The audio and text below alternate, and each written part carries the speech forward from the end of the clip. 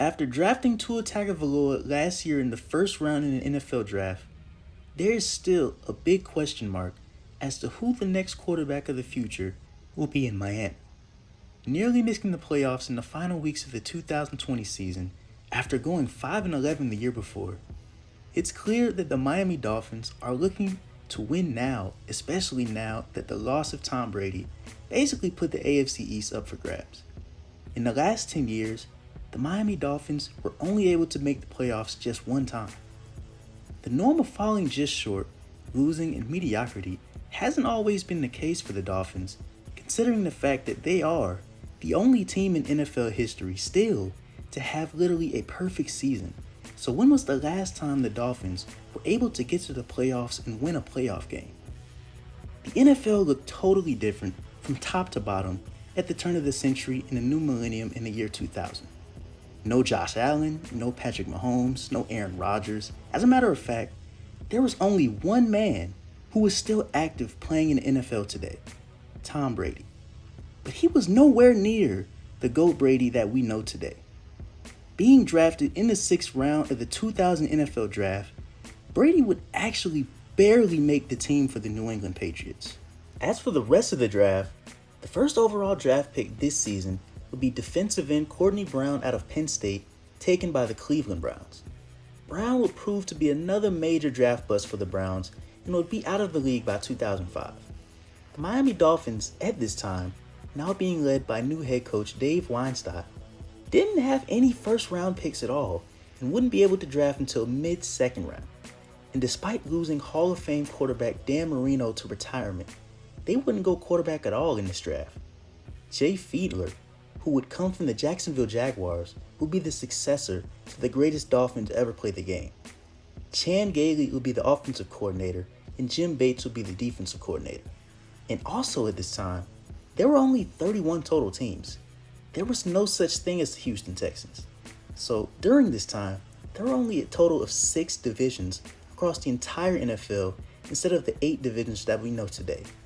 The AFC East was alive and well back then, but this division also included the Indianapolis Colts, believe it or not. The divisions would stay this way until being redone in 2002. So with Jay Fiedler at quarterback, along with a stacked defense on the other side of the ball, the Miami Dolphins would go 11-5 and win the AFC East.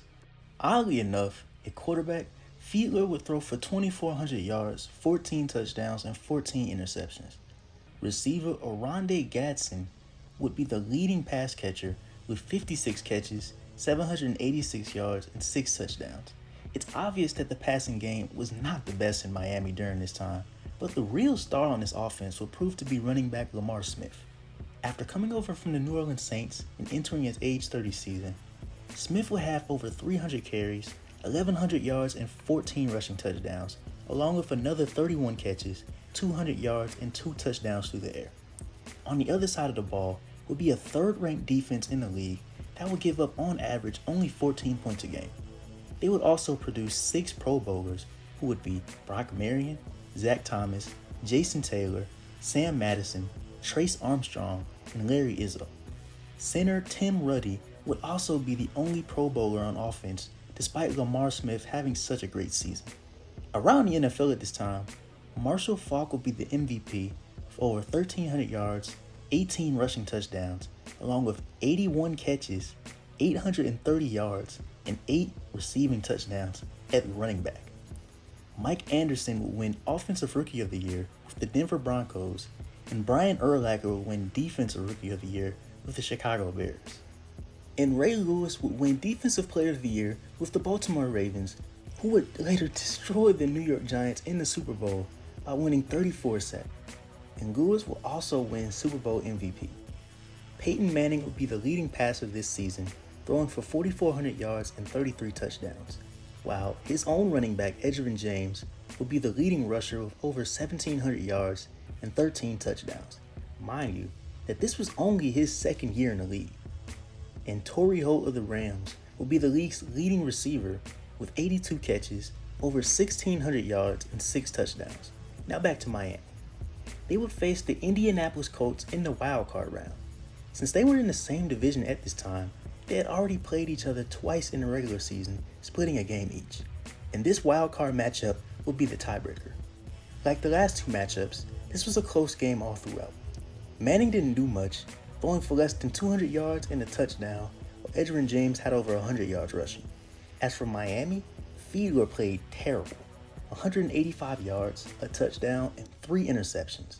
Luckily for him, Lamar Smith was the savior, rushing 40 times for over 200 yards and 2 touchdowns. The Dolphins would win 23-17 and would face the Oakland Raiders in the divisional round. The Dolphins would get shut out 27-0, and another 3 interception game from Fiedler wouldn't help their game at all. The Raiders would then lose 16-3 to the Baltimore Ravens in the AFC Championship.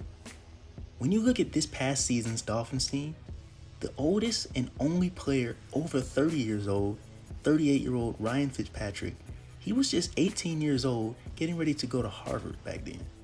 Tua Tagovoloa was only 2 years old. Devontae Parker and Xavier Howard was 7 years old, and tight end Mike Gesicki and Jason Sanders, their kicker, was just 5 years old. With a team as young as the Miami Dolphins, it's really only up from here. We all hope that Tua can be the quarterback Miami expects him to be, and as long as he takes the next step in his career while retaining the great defense that they have had this past season, you could expect the Dolphins to be playing in January for many years to come. Thank you for watching the video. If you liked the video, like and comment whether or not you know any of the stats and information I shared with you today, and whether or not you think Miami will make the playoffs next season. And if you like me, subscribe.